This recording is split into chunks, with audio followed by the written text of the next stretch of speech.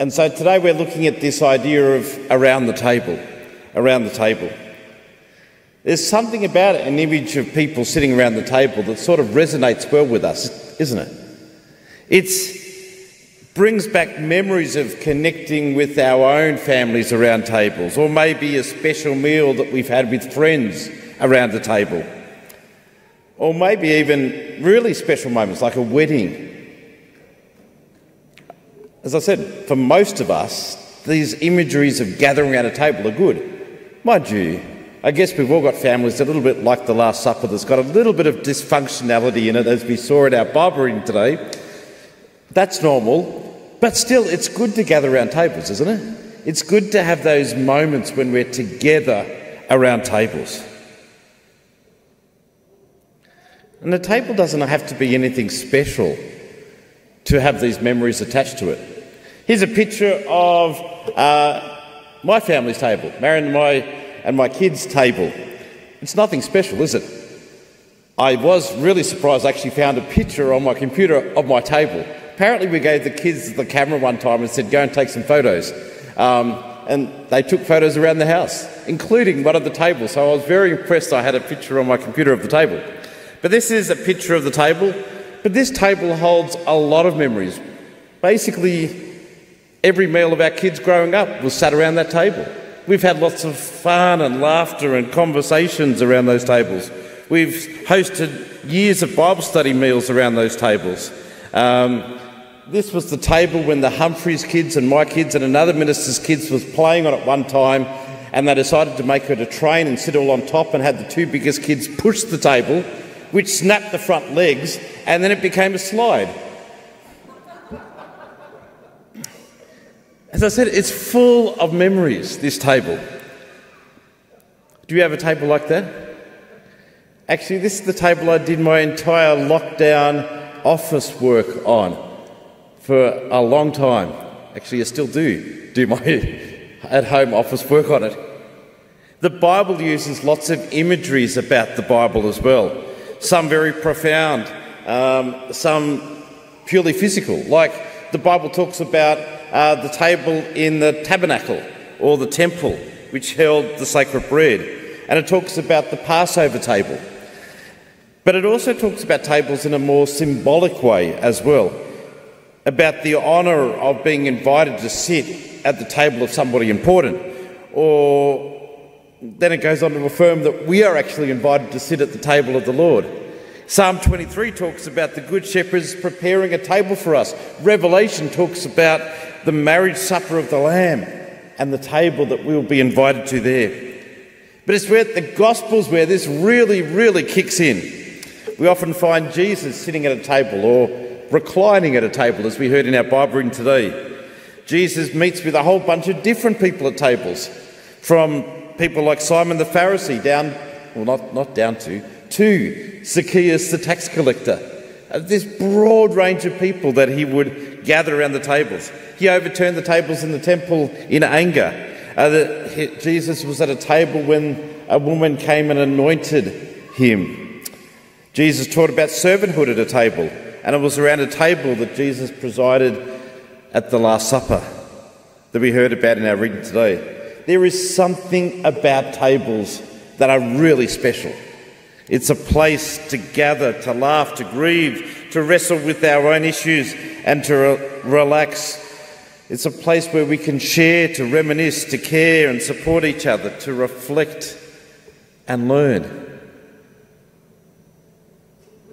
As I've already said, when we're talking about the table of the Lord that we are invited to, in the Bible, the original table of the Lord was a place called the table of the showbread in the tabernacle. It was supposed to be a table that was holy and special and set apart from people. But if you remember the story of King David argued, what's the point of having a bread on this table if people who are hungry are not allowed to eat it? And actually took some of his soldiers who were hungry and ate the sacred bread, because he's going, of course, if people are hungry, they should be able to eat the bread at this table. Jesus affirms that when he actually goes on later and says, well, I'm the bread of life, and if you're hungry, come to me and you'll be fed. Drink from me and you will not be thirsty. Sometimes people were arguing only good people can come to the table of the Lord. To which Jesus told the parable, he goes, the master goes, well, if people aren't coming, go out everywhere to the highways and byways and invite everybody in. So if I ask the question, who's invited to the table of the Lord? You would say,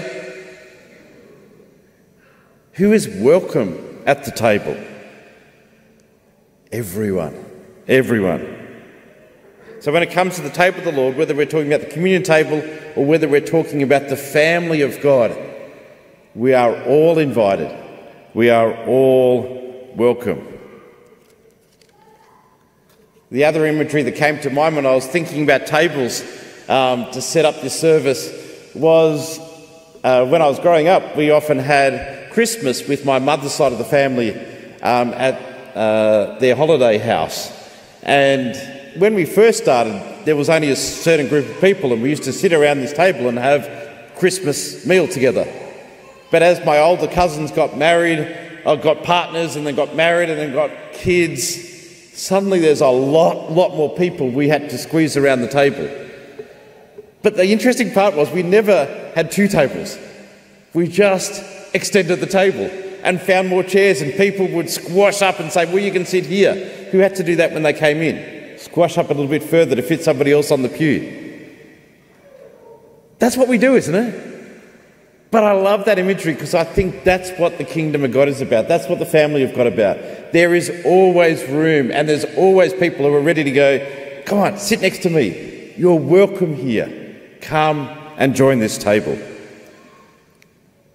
So I want to say this clearly as we enter into a different time of worship now, that you are all invited to the table of the Lord. We are all welcome. Well, good morning, everybody. If all the kids would like to come up here, please, that would be fantastic. I think they're all over in that corner at the moment.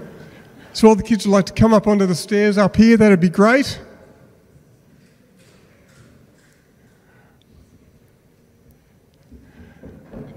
Just while they're making their way up, clearly my family was a bit different to Phil's. At Christmas time, we had a kids' table and an adults' table. And it was a rite of passage whether you graduated from one to the other, rather than just one long table. Maybe something we can learn from Phil's family there. So keep coming up, keep coming up, keep coming up. I really need everybody. Actually, I need everybody sitting on these seats up here. Can you do that for me? Can you sit here like this? Okay, great. So I've got this book here that I'm going to read, and it's about tables. I'll come down here so you can see the book as well. The adults can see the book up there, but you can see this one here. So this book is called Around the Table That Grandad Built. This is the table that Grandad built. Can you see the table there? The big yellowy table that he's holding?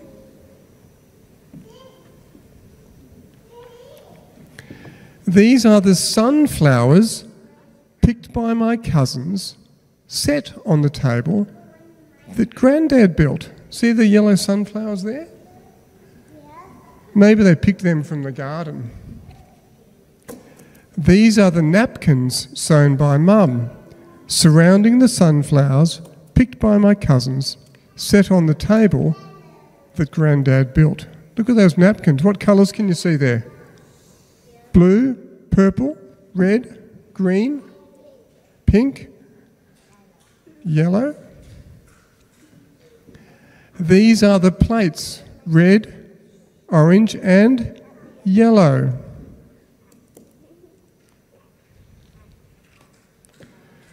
That go with the napkins sewn by Mum, surrounding the sunflowers picked by my cousins, set on the table that Grandad built.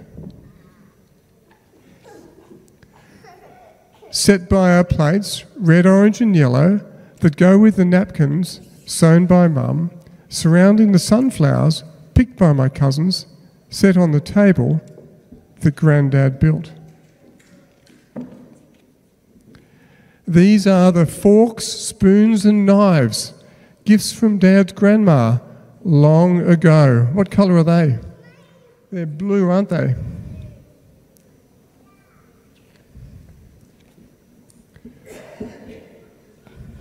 Oops. Placed by the glasses from Mum and Dad's wedding, set by our plates, red, orange and yellow, that go with the napkins sewn by Mum, surrounding the sunflowers, picked by my cousins, set on the table that Grandad built. Now we get to the food. This is the squash that took over our garden. These are the potatoes and peppers we roasted, and these are the beans overflowing the bowl. And this is the stack of toasty tamales, and these are the samosas, spicy and hot. And this is the rice pudding we have every year.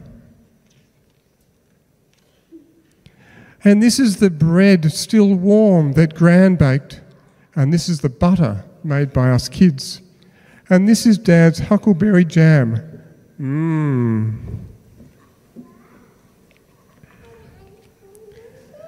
And here are the pies. I made this one myself. Look at the smiley face there on the pie. Can you see it?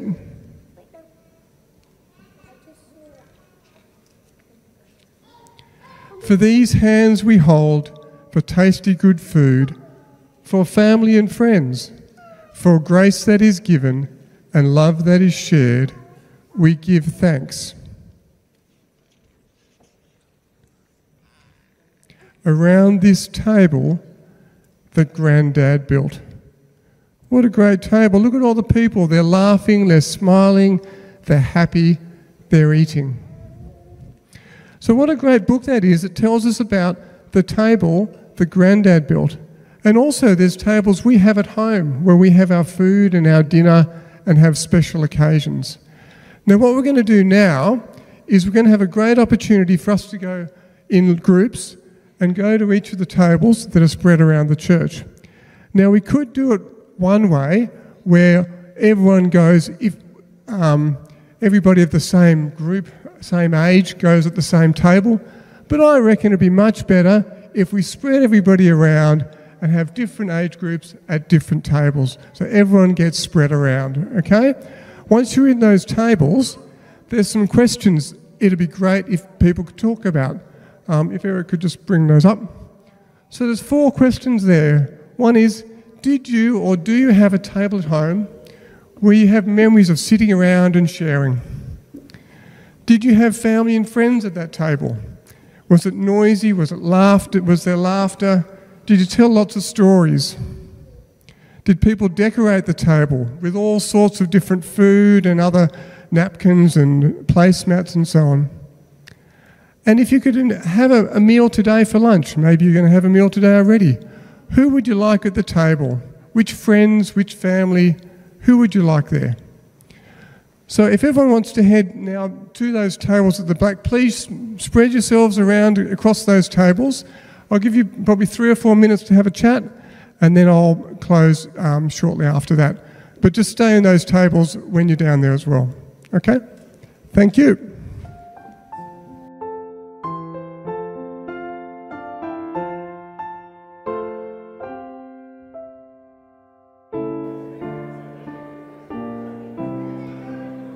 Okay, thanks everybody. That sounds like there's been some great conversation that's been had there. We might just finish up there if that's all right. If you do want to continue those conversations, certainly after the service today, for morning tea, or at your own table, wherever. I just want to make 2 or 3 points though. One is around Jesus feeding the hungry. You could say that on the mountain when he fed the 5,000, that was like a big table. He didn't need to feed the 5,000 because they were being fed spiritually. but he chose to feed them because in his mind that was also meeting a need for them as well. So do we need to think about in our own tables, in our own homes, are there people who are hungry and thirsty that we need to help as well? Secondly, Jesus also went to the home of a Pharisee in Luke chapter 14. And in that home, he came prepared to talk about all the issues of the day. But he didn't sort of lecture them. He actually came with some logical conversations and with a solid understanding of the word. So maybe as we have our tables at home, are our conversations, are they encouraging and biblical in the same way that Jesus was when he was in the home of the Pharisee? And then finally, the table that probably resonates most with most of us, as we're about to do in a moment, is the Last Supper. And Jesus wasn't there for himself because he knew what he had to go through. But it was actually, he was telling the disciples what they needed to remember when he wasn't there. So do we use our own tables at home and our meals as a way to serve others' spiritual needs? Rather than just serving our own, are we looking out for others that also need support and encouragement and spiritual enrichment as well? So it'd be if people can just take those 3 points away, I think that would be great. Next up, we're going to have a song from the band. Please stay in your tables for this song, and then we're going to have communion in these tables as well. So please stay where you are at the moment. Thank you.